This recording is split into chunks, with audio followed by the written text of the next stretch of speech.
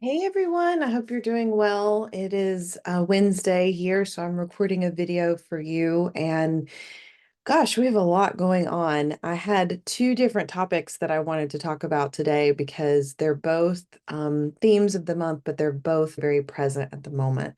We are in the middle of a eclipse window. Yesterday at I think it was 10:34 p.m. Eastern, we had a full moon and we had a partial lunar eclipse in Pisces. And as I was doing sessions yesterday, I kept hearing the same message from Spirit over and over again, which was that we need, as a collective, to dream bigger. And that kind of tracks with Pisces energy. I always think of Pisces season is bringing us a lot of information via our dreams. But what the guides kept saying in all of my sessions to all of my clients is that there were parts of them that they were denying, shadow parts of them that they were denying, that had certain wants and needs and desires. And they didn't feel that it was spiritually right to have those wants or needs, or that they were worthy of having those wants and needs. And so basically what happened all day in my sessions yesterday is the guides went in and said, okay, let's pull these things out of the darkness and bring them to the light and let you claim that you have things that you want. One of my clients I was working with, the affirmation that came in for him was wanting money is a really good thing. And he was very squirmy about that because we have all of these kind of connotations around money on this planet, that if you want or desire money, that makes you greedy or selfish or attached, and you should be attached to nothing. But the reality is that on our planet, money drives commerce. It is an energy exchange. It is a way that many of us are able, when we have more money, to have more freedom to be of service at a greater degree in the world. And all of that's beautiful, but we also have to understand that we have a basic need for certain things, right? And for another client, it was just that she needed support, right? It was her claiming that she couldn't do everything and that she actually needed to be supported, and cry uncle a little bit to the universe and say, I can't do this all. I actually need support. So I encourage you over the next few days, especially, to really tune into those shadow needs, the things that are hiding in the background that you never talk about or you never think about because maybe you feel that you're unworthy or that it's not okay to have those wants and needs and desires. And then to take that and then maybe dream a little bit bigger even. I was listening to something the other day and the channeler was bringing through a message from the guides that she channels about if we don't ever dream bigger, then the universe can't meet us in that energy. And so sometimes we have to stop playing small and start bringing bigger dreams in while being grounded in reality of what's possible in this now moment, but also continue to have those bigger goals and dreams and visions for ourselves. And eclipse season is a wild card energy, and it brings us the possibility to end major cycles and karmic loops and patterns that we're stuck in, but also shift timelines. And especially the lunar eclipse at the beginning of the 2 week window. We have a solar eclipse at the end of the 2 week window. I think it's on October 1st, I believe, in Libra. Um, that first eclipse, because it's in the lunar energy, is the hidden, the shadow, the dark, if you will. And then the solar eclipse is the light, right? The things that we love about ourselves that we know we want to amplify. And the seeing the truth and getting out of illusion, bringing things to light, new awarenesses to light. That's a lot of what happens in the solar eclipse. And right in the middle of this, a few days into this eclipse portal, we have the equinox, which is the balance of light and dark in harmony. Okay. And we're doing a special sound healing, which we didn't even plan it for the equinox, but it just worked out that it's on the equinox. And we have a special guest coming in from Arizona to join us, who's a professional flute player. And I just marvel at when these dates are picked and I'm not paying attention to the astrological events and how things perfectly align. And I can see what we're going to be doing in this special sound healing and this special ceremony to celebrate the equinox. But even if you can't join us, there's so many beautiful things that you can do to honor this balance of light and dark inside of you. Said another way, it's honoring the balance of the masculine and feminine, the doing and the being energies inside of you.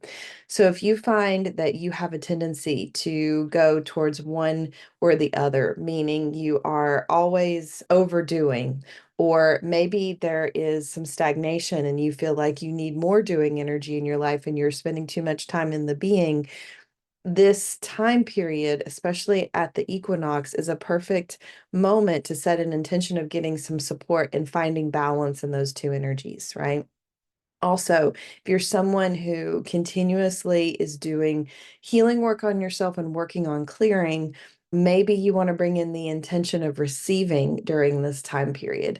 A lot of things that came up yesterday in my healing sessions as well on the eclipse were about receiving to release, right? When we bring in an intention of a bigger dream, when we bring in an intention of what we want more of, when we bring in more light, we are able to fill up our energetic cup with that light and allow the density to naturally make its way out because there's no more space. So we often talk a lot, at least I do with my clients, about needing to let go in order to create space to receive more. But oftentimes I find, especially with empaths and sensitives and those that have been on the spiritual path for so long, that we're so focused on healing that we forget about welcoming in more joy, welcoming in more light, welcoming more connection in, welcoming in more love. So just finding these themes where you are out of balance in your life and starting to cultivate more balance in this window and bringing in some specific intentions is beautiful. Eclipses are not the best time to charge crystals because the energy is a little bit wonky, actually. But it is a great time to, in your house, build a grid or redo your altar or journal and write down intentions, go into meditation, go into prayer. These are all great things to be doing right now as we honor this kind of shifting of the wheel of the year here as we move into equinox and move through this eclipse portal. This eclipse portal is also finishing out things that you might have started in the last one, which was in March and April. 6 months ago, what you might have been working on is probably either culminating or reaching a higher octave or another round of healing. And I also mentioned, you heard me mention that this is about clearing karmic cycles. So the second thing that I wanted to talk with you about, which is related to all of this, is what I'm seeing in terms of the body. I mentioned in my energy update that there was going to be a lot of work this month on really tuning up our bodies, right? Kind of getting back into connection with our bodies. And maybe there were some things that we're going to need to tune up. Sometimes even I'm surprised at how accurate these themes are when I bring them through. I have a enormous amount of people, way more than usual in my client circle and friend circle that are rehashing big traumas or major life altering events that they have somehow embodied physically, and the energy of that event is still living in their body. And as a result, some of them are rehashing or going back and re-experiencing some symptoms, some physical body symptoms that they thought maybe that they were done with. And the tendency when we get into this is, oh my gosh, I have gone backwards. I'm failing at life. Something is wrong with me. I shouldn't be experiencing this. This is wrong. That's the tendency that we get into. But the reality is that when we have these eclipse portals come up and we're closing out cycles, really what happens is things get represented to us that we haven't completed. Okay. So I'll give you an example from my life. So I just turned 40 this year. And so apparently when you turn 40, you have to get your hormones tested. That seems to be the thing that needs to happen. And there's a lot of information about perimenopause out in the world. And I was like, okay, I need to tune into everything in my body and see what's going on. So I got some testing done in the last couple of months and the results came back and everything's in balance. I have a few things to work on. But what was really out of balance, and it was surprising to me, but also not surprising to me, is that my TPO antibodies were really high. And if you don't know what that is, it's okay. Most people don't. It's basically the antibodies that your body might produce when either you have a systemic infection going on or you're moving in the direction of hyper or hypothyroidism. And those of you that know my story know that I got onto this healing path because I had Graves' disease. That was one of the chronic things that I was dealing with. And the antibodies attack the thyroid and then activate either a hyperthyroid or a hypothyroid response. And my thyroid levels are all in balance, actually, but these antibodies are building up in my body. And so my immune system is reacting to something. I've been working on for the last little bit, some going back and addressing some things that, even though I've worked on them many levels from the time that I was in my corporate job and things throughout my childhood where I felt like I couldn't use my voice, I've been really working a lot on my throat chakra. And I had an intuitive knowing that there was something going on.